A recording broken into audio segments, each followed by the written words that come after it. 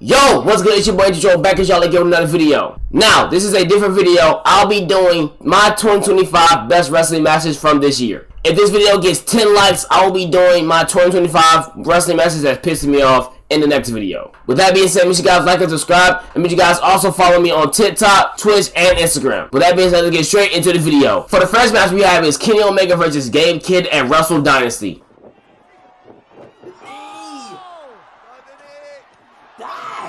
Now, this match is a match where Kenny Omega made his return back to wrestling, and I can say for a fact, this match was insane. There was a table spot that was so amazing, I freaking loved it. And Gabe Kidd also showed how much of a dog that he is. After seeing Gabe Kidd wrestle Kenny Omega, I believe that Gabe Kidd is a dog. I've seen Gabe Kidd wrestle in AEW, and I also seen Gabe Kidd wrestle in GCW, and I can say Gabe Kidd has put on a banger every time. But Kenny Omega also showed how much a dog he is. I know for a fact the match was at least 42 minutes long. As you guys may or may not know, every time you're going to be in the ring with Kenny Omega, you're going to be in that ring for at least about an hour. Because guess what? Every time it's going to be a 6-star match. This is a match that I will tell you guys to definitely watch, and I feel like this match will definitely be taught down through the years. For the next match we have is Toni Storm versus Mariah May in the Hollywood Indie match at AEW Revolution. To advance their career. Now, I think I talk for everybody. I believe that this match should have been the main event. I believe this match should have went over Jon Moxley versus Colt at AEW Revolution. With everything going on in between the match, it made sense. Even the pin Toni Storm did to Mariah May. Glass was involved, the shoe was involved, basically a whole lot of blood was involved. And I can say this match was insane. And the storytelling between these two was also amazing as well. With Mariah May turning on Toni Storm, her winning the Owen Hart Classic, Mariah May winning at All In, getting the title back at Grand Slam. Just a whole bunch of stuff that was involved. And this match was definitely amazing. For the next match is Cody Rhodes versus John Cena at SummerSlam. Now, I don't have a clip for this match, but I would say that I have attended this show, and I can say this show was amazing. And me being my first time seeing John Cena ever in my life, it was amazing. A whole lot of stuff was happening. Super Cena was also involved in this match. This man Cena did a freaking Code Red or Mexican Destroyer. I don't know the difference between a Code Red and Mexican Destroyer. I'm trying to know the difference, but John Cena did a Code Red. John Cena was doing a whole bunch of crazy moves. I remember when John Cena had went under the little stage and kind of came up and hit an AA. It was amazing. But I wish John Cena would have kept the title. Only thing I have to say is that the face turn between John Cena really didn't make any sense. But this match was definitely amazing. For the next match we have is Will Ospreay versus Konosuke Takeshita at Spring Breakthrough on an AEW Dynamite show. You kicked out of one, hit it, blade!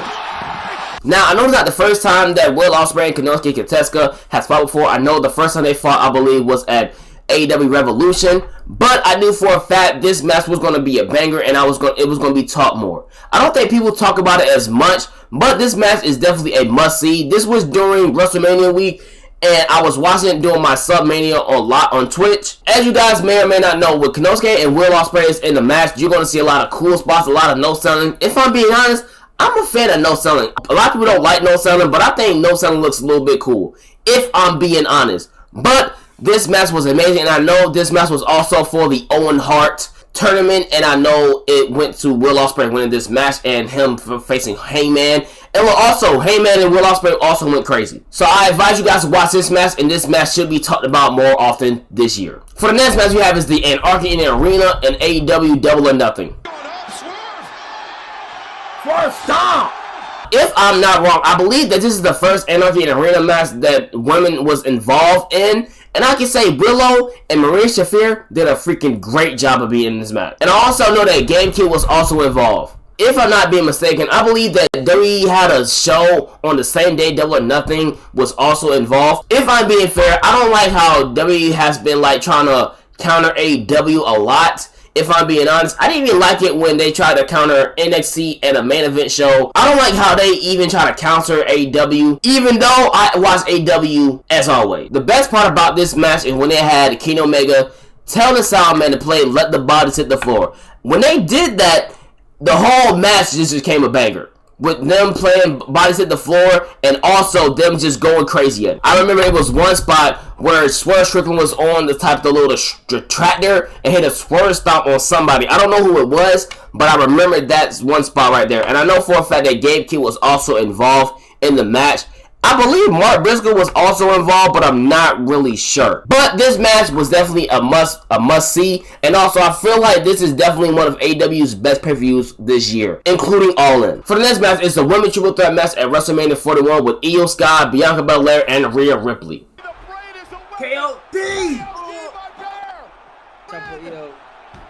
Oh, Muso! Now, WrestleMania 41 was not really all that good this year, but I believe that this match right here was the icing on the cake. This was the match of the night. One thing about women's wrestling has definitely evolved in WWE, TNA, and AEW. But I really wish that Bianca Belair was the winner, but it had Io Sky retain. I'm not mad about Io Sky retaining. I just wish she had Bianca Belair as the winner. But this match was definitely a banger. I know for a fact that Bianca Belair, I think, injured herself in this match, but this match was amazing. For the next match we have is Kenny Omega versus Konosuke Katesuka at AEW Revolution.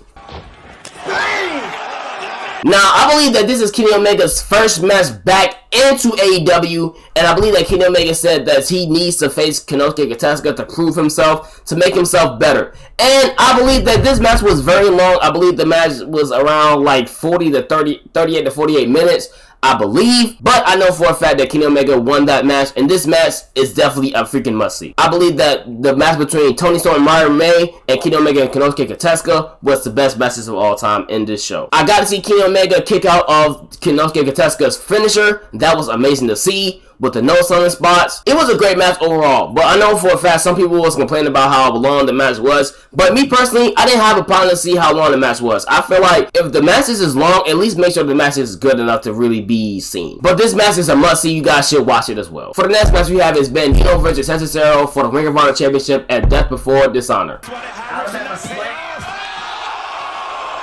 I don't care what nobody says. Bandito is the wrestler of the year of 2025. I don't care what a Sports Illustrated says.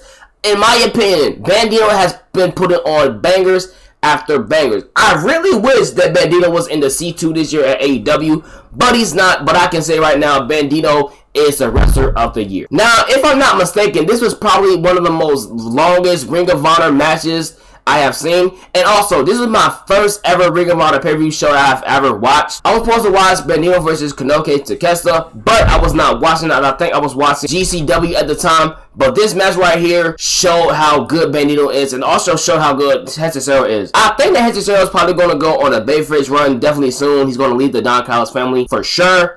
But Bandito was pulling a whole bunch of spots. I think, if I'm not mistaken, Bandito had hit the barricade at one point, I believe, in the match.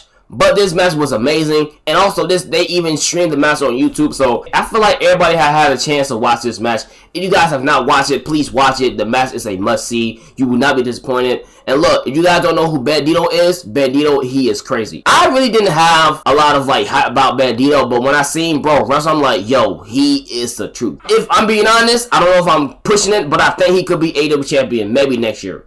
I don't know, but it's a possibility. Or he could be the Continental Champion.